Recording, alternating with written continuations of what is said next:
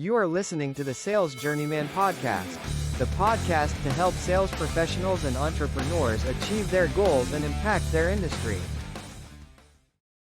Hello, everybody. You are listening to the Sales Journeyman Podcast. My name is Robert, your host, and today we have a solo episode. There was something specific that I really wanted to talk to you guys about, and that is the 4 phases of the selling process. And before I begin, I would just ask if you like this content, please like, subscribe, turn on notifications, and share with your friends. Share with your grandma, share with your dad, share with your sister, share with all your coworkers, because we're trying to get the word out that there's a guy out there who's making podcasts in his living room. The 4 phases of every sales process. It's come to my attention working through many corporations and businesses and sales that what a lot of people will do, a lot of businesses will do, is they will list these activities all together, call it sales, and appoint someone to do these activities. And every one of those activities is called selling. But I come from a different school of thought. My school of thought is I think we should always specifically talk about each phase and every task and have a title for everything that we do. And so what I want to talk about today is in these 4 phases of selling and the 4 hats you have to wear as a modern virtual sales rep today is to understand in a more accurate way what your objectives are in each phase, to really break down the sales process for you so that way you see clearly what you need to do in each phase, because it can get confusing. Like, I totally understand that. It gets very confusing sometimes.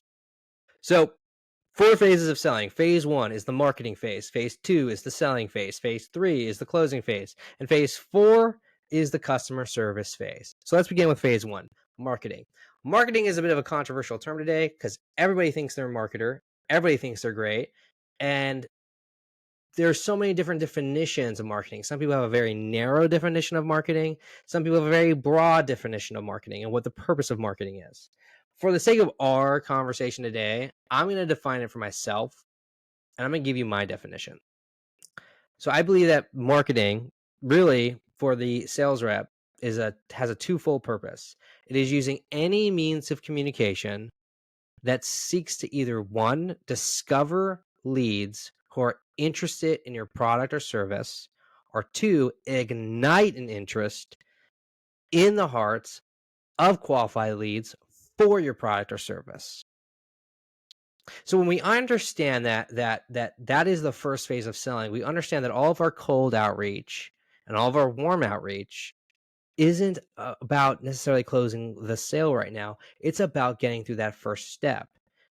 Is this person, 1, qualified? And are they interested in my product or service? And then when we have that, we can then put them into the first phase of the sales funnel. And that is the discovery phase, right? And we'll talk about that in our next section. I think this framework helps. It helps me because when I was new to sales, I would come at every single sale guns blazing. Every single minute, I would be coming in and I would be trying to close the sale in the first 5 seconds of every call. And I think that's pretty common for a lot of people. But when you understand that the first phase is marketing, all I'm trying to do is earn the right to sell to this person. Remember, if you're cold outreaching, or even if you're doing warm outreach, which we'll talk a little about in a second, you have to earn the right to sell to people. That's why people hate sales reps, is because we're so assumptive. And it's good to be assumptive in the selling, the value proposition phase, and the closing phase. That's good. But to start off the call and just think that I've earned the right to tell this person what they should or should not do, it's kind of rude. So we need to have a crafted story and communication method to really get this person on board. Because just because they're interested in your product or service, they may be interested in also your competitor's product or service. And just because they're saying they're not interested doesn't mean they're not in the market, doesn't mean they don't need it. Oftentimes, I found a lot of people won't buy what they need for a variety of reasons, even though it's detrimental to their success. And so let's talk about that. So I'm a really big fan of Alex Ramosi, and he has 4 methods of outreach. He kind of categorizes his methods of outreach in 4 different ways, right? There's warm outreach. That's outreach to people who know you, that have a familiarity with you, people who are on your phone contact list. He also talks about cold outreach. That's cold calling, cold email, cold DMs, uh, paid advertising, where you put ads on Meta or Google or billboards, or making content like we're doing now, getting exposing yourself out there, hoping to connect with people who are in a like-minded community of you. Those are really the 4 ways of doing it. And I think for the sales rep, really depending on your industry, I think really that cold and warm outreach mixed with content creation is really going to be your bread and butter. Again, depending upon what you do, right? If you already work for a corporation that already has a marketing department that already does ads, they may not like you making ads. You kind of have to really feel it out. Maybe have a conversation with your manager about that if you're interested in that. But again, if you're a life insurance agent or a realtor or a mortgage broker or whatever you are that's independent, it might be a good idea to start running your own ads. But really, I think cold outreach is going to be your thing. And so, how do we craft a message that's going to ignite an interest in uninterested leads and really kind of get the people who are interested in your product or service to pick you? And so I'm not going to give an entire lesson on marketing, but I'm going to give you my HSOV system. Okay. And that is hook plus story plus offer in parentheses multiplied by volume equals qualified leads. And what I mean by that is hook. So what is a hook? That is the attention grabber. That's the part of your statement that really grabs attention, that really gets people immediately in the first 3 seconds involved and to stay long enough to listen to what you have to say. We made this guy $100,000 in 2 days. Hook, right? The story is kind of what reinforces the hook, right? Jim made $100,000 in 2 days. You see, Jim was a struggling sales rep. He was making only $1,000 a month doing XYZ. But then we actually were able to contact Jim, and Jim actually gave us a chance, and he started using our system. And in 2 days, Jim made $100,000, only spending $1,000 with us. See, that's a story. That's something people can get behind. A lot of people, they can relate with Jim. There's a lot of sales reps that are struggling there. And then you come to the offer. Now, listen, do you want to have the same success that Jim had? For the first 5 people that respond to this email, we'll give you the same system that made Jim $100,000 for free for your first entire month. But you got to ask fast. We're only going with 5, and 2 spots are already taken. So we have 3 left. Sign up now, right? Boom. Hook. We made Jim $100,000 in 2 days. I'm interested. Story. This was Jim's story. He went from bum to hero, right? And now you can have that same success that Jim has for free for your first month. He did it in 2 days. Can you do it in less? Now, I literally just made that up on the fly, but you can see the template, right? If I crafted an email like that, or I did that, or I somewhat condensed that down more into a phone call, and I sent that to 10,000 people in a cold email chain, I think that would have a massive effect. You would definitely get some responses, 100%. And you would definitely be able to put people into that category box, right? Because there's probably a guy right now sitting there who's not doing well in sales, and he wants to do well in sales, and he can't. And by the way, if you are a sales rep, you probably are looking at this little image behind me. We do actually provide leads for a variety of industries. So if you are interested, definitely hit me up with an email below. But that's the basic story. That's a basic framework. And you can even condense that down more if you're doing cold calling, because saying that's a lot of words. Maybe you're selling, I don't know, cleaners to high schools. You can call up and say, hey, listen, we're sending free samples of our cleaning to every high school in your area. We already sent some to Norfolk High School. They really liked it. It's completely free. What's your address? That was what, 5 seconds of talking? But we had the hook. We're sending free samples to all the high schools in your area. It's a hook. Norfolk already got it. I made it up. I don't know if there's a Norfolk High School, so don't come after me if someone from Norfolk High School hears that. We already sent it to Norfolk High School. They liked it. Story. It's totally free. Just send me your address. Offer. Right? That's a way maybe to get some exposure. So that's kind of the marketing phase, right? So after the marketing phase, we begin the second phase of the process, and that is the selling phase. The selling phase is really all about, again, further qualifying your leads, making sure they really are really fit your customer avatar very well, learning their needs, wants, and pains, and then showing them how your product or service fulfills or matches or solves their needs, wants, and pains. That's the process. It's usually the longest process of our 4 phases. In order to make sales, let me tell you something. Sales are won in discovery. They're not won in closing. They're won in discovery. So the way you need to measure your sales process is how intricate is your discovery phase. Are you asking the real questions that people need to ask? And it's uncomfortable because, again, like if you're, especially if it's cold outreach, they don't know you, and it can still be uncomfortable in warm outreach because maybe this is your drinking buddy over the weekend, and now you're talking about financial advisory, but he just saw you get wasted 3 weeks ago, right? Which does say something for how your lifestyle can validate your sales career or not. But that's a topic for another day. That's it. The questions you uncover will determine how well you can close a sale. Do you know what they want? Do you know what they need?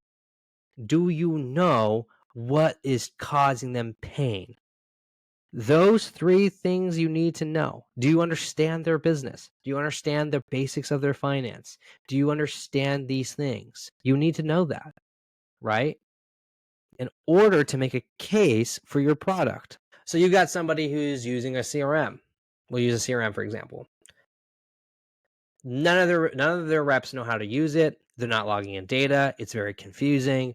The click to close ratio isn't working. It doesn't send cold emails out automatically. Everyone has to do that manually. There's no automation, and they feel like they may be losing on it, right? Let's say you can uncover that. Now, how do you pair your product to that? How do you take your product, if you have a CRM that does those things, how do you pair it to that? Well, our CRM is, again, you could say, bring up things like we provide full training. We have a full 24-hour access question for anybody who has access, not just management, but even account reps can access. We have a full email system. We can send up to 10,000 emails a day to whatever territory you want. But we're priced heavier, right? Maybe yours costs more, and maybe what they're using now is cheap, and that's probably why they're using a bad quality product. But being able to justify your price because of the pain that they're suffering through is everything. And if someone doesn't think they have a pain point, that becomes kind of problematic. That's where you kind of have to exaggerate it with questions. Like, hey, Dana, you just told me that you guys aren't able to send cold emails. Well, how much do you think you're losing opportunity wise with that? Well, I never really thought of it like that. Is a very common answer. Hey, we have people that work with us that are they started our cold. They got our CRM just for the cold email, nothing else, and they saw profits of about 20% more. So what would 20% more profit do for your center? Do you see what I'm doing? I'm bringing out the problem more, because sometimes they'll say everything's fine. First of all, nothing is fine. Nothing is ever 100% fine.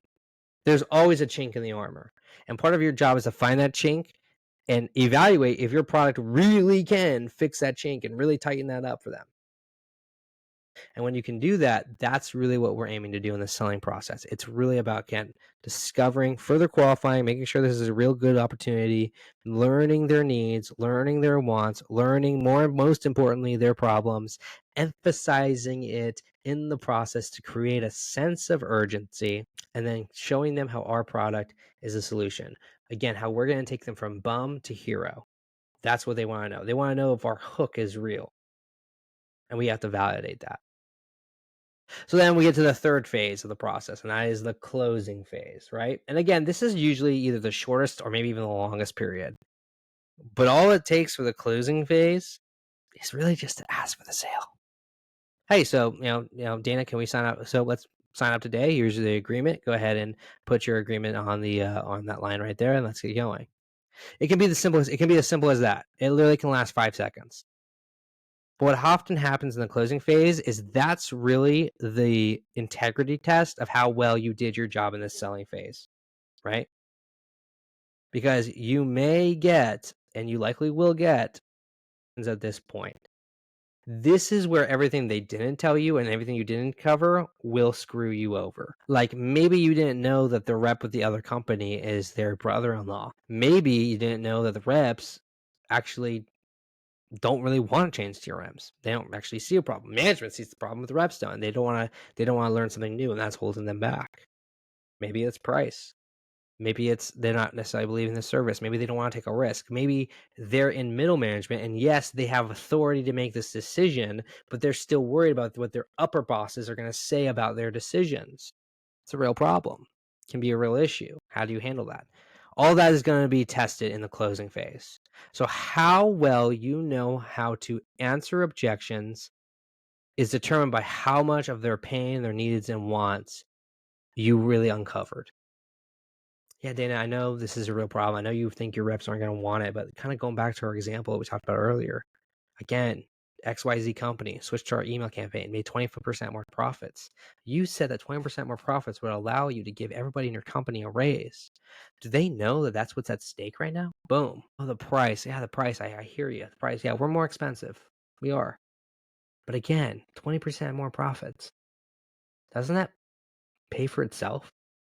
Your ROI is going to be in 2 months, and then you have the rest of your lifetime value of the CRM. Isn't 10 months of 20% more profits worth 1 month of expense? See, that's where answering objections comes in. What you uncovered in the discovery phase is going to be the thing that is going to get you through the closing process. And number 2, within about 2 months of working in a company, you should know what the common objections are going to be. You always know it's going to be price, right? In any industry, price is always going to be an objection. Doesn't matter how cheap it is, doesn't matter how expensive it is. Price is always going to be an objection. Okay. Number 2, there may sometimes be other people influencing the sale. Doesn't mean you're not talking to the decision maker, but there may be other people that influence it. You got to be mindful of that. I got to go talk to my wife. Let me talk about this with the administration team to get you a decision. You got to be aware of that. I'm going to do a video on how to handle objections here soon, so be on the lookout for that. But essentially, you have to identify what kind of objection is this. Is this an objection where we just need to negotiate and we have a negotiating room? Is this an objection that we can't negotiate? It's something that cannot be negotiated. They have to accept this risk in order to do this. Or is it a smokescreen? Are they lying? And a great tactic I learned in this phase was from Brad Lee. He taught us to use a I'm blanking on the name. Use a hypothetical situation. You know, Dana, if we took that off the table, if we set that aside for now, would you go through with this process? If we could solve that in like 2 seconds, is that the only thing that's holding us back? And if they say anything other than, yeah, that's the only thing that's holding us back, you don't have the real objection. So remember that. So, closing, ask for the sale, answer objections. Last thing is customer service. Now, you may work for a corporation that has a customer service team. Me personally, I want all of my customers to come directly to me for everything, for anything, even if it's not super related to my product or service. I want them to tell me. I want to know what's going on, because I'm not just selling the product, I'm selling the partnership of working with me. And I'll tell you this, I've been in sales for a lot of years. I'm not going to lie to you guys and tell you that I've made millions of dollars. I'm still on the come up, hence the name Journeyman. But my customer service, I would put my customer service up there with anyone in the world, pound for pound, sales rep for sales rep. I will out customer service anyone, because it's not just winning the sale today, it's winning the sale tomorrow and winning the sale from a year from now. Because people might buy today. Some people just buy. Some people will spend $1,000. They don't care. It's not that much money to them. But you get one shot with those kind of people. Those action-oriented entrepreneurs, they'll give you 1,000, but guess what? They'll give your competitors 1,000, and then they'll give your other competitor 1,000, and they'll give someone that you don't even know about 1,000, and they'll spend $5,000 on 5 different companies, and they will evaluate who did the best, and then they'll just dive in on that person, and you won't get another shot. Your customer service has to be at a level that is top tier for you to maintain customers. And it doesn't take a lot of skill so much, I have found, with customer service. It's a willingness to serve constantly. I had the pleasure of working for Chick-fil-A, and they talk about that extra mile service. And that's something that has stuck with me throughout my whole career. It's that extra mile, going that extra step. And serving people sometimes in ways where they don't even like it. But all of my customers have had that experience with me because I'm willing to do it, and they will never leave because of me. They may leave for a better price, and that sometimes happens. You will lose customers, but no one will ever leave because of me. And that's not something that you can really necessarily, it's not necessarily, again, a skill set. It's an answering the phone issue. It's a sending that email. It's that checking in. It's that knowing that Jim has 2 daughters that are cheerleaders and they're going to a cheerleading competition. It's knowing that Bill is having issues at home with his wife and he's talking to you about it, and you have the ability to kind of have an investment in him. It's knowing that Tiffany is going on a date next Saturday and she's nervous because she's been divorced for 5 years, and this is the first date she's been on since her divorce. It's getting to that level. It's getting to that deeper level where people have so much trust in you. You would go from just a business partner to a real actual friendship. Some of my best friends, some of the people I love to talk to are customers, and some of them are also vendors. I had a vendor once that did such a good job for the company I worked at. I was in charge of an operation there. He did such a good job, and we went to lunch so much. He went from just a business partner to a legitimate mentor of mine, all because of his level of service. Do not at all leave customer service for whatever department you have. Do not be that sales rep that it's one and done. I got your money and I'm gone. If you are that, you will not last. And people like me will take your customers. 100% it will happen, because I know that the guy who has outstanding customer service just needs to get one product in the door. They just need to get one Trojan horse product in. They can even offer it for free, and they're going to serve your customers, and then they're going to see that they do the time and they're taking the time to learn about them and that they care about them, and he will take everything. That's a real tactic, and they're coming for your people. You need to be very serious about customer service. It is vital. Do not leave it to someone else. So these are the 4 phases of selling, right? You get your marketing phase where you're just trying to identify leads who are interested in your product or service, or ignite an interest in these leads and qualify leads for your product or service. And then the selling phase where you're trying to discover their needs, wants, pain points, and connecting your product to those things. The closing phase is asking for the sale and answering objections when it comes in and getting back in the fight. And customer service is farming that relationship for more opportunities and more abilities to sell, and also just deeper connections in general. Sometimes you spend more time with your customers than you do your own family. So short podcast, not long. I'm not going to carry it any longer. Again, guys, if this podcast was beneficial to you, like, share, and subscribe. I appreciate you. And until then, keep selling. Thank you for listening.